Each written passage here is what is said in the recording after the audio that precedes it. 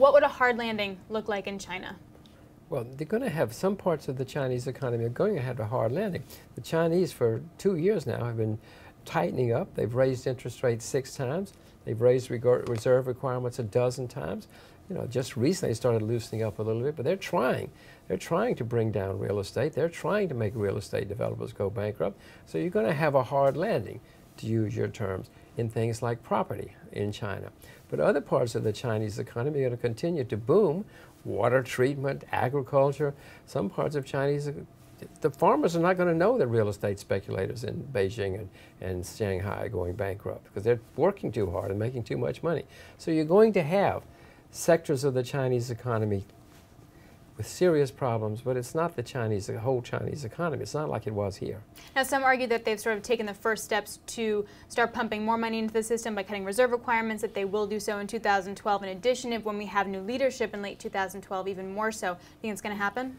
Well, it looks as, well, you're right. They have loosened up twice here in the last month or two. Mm-hmm. I wouldn't if I were China, but I'm not China. It looks as though they are going to start loosening up. I guess the real estate speculators are calling up and saying, save me, save me, save me. And they're starting to listen. Bad idea? It's a terrible idea. Yeah. No, they need to crack inflation. They've got a serious inflation problem.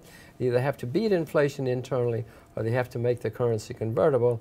They apparently are not going to make the currency convertible. Now, if they continue with inflation, then they're going to have more problems a year from now, 2 years from now. So the biggest risk in China would be an inflation, not a deflation scenario with property prices falling so much and such. The worst problem is that the inflation comes back because they have all this money trapped inside of China and it's sloshing around and they go back into real estate. I mean, now, some U.S. stock investors are excited about more monetary easing in China. They want to get in on certain stocks that are going to have a lot of growth there. What would you be doing instead? In China, I'm doing nothing. I own Chinese shares. Whenever Chinese shares collapse, I buy more, but they're not collapsing yet. Mm-hmm. Only thing I'm doing in China is I own the renminbi, and periodically when I can, I buy more renminbi. You can't just pick up the phone and buy a lot of renminbi, but there are ways to buy it legally.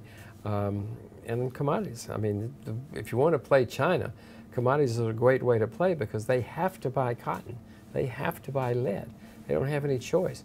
And if you know enough to buy Chinese shares, you could buy Chinese shares. I do own Chinese shares, but I only buy them when they're in collapse. And in terms of what's the best commodity, would you say, to play China? Any of them, all of them. The Chinese need everything. They've got 1,300,000,000 people, and they all want to live like you.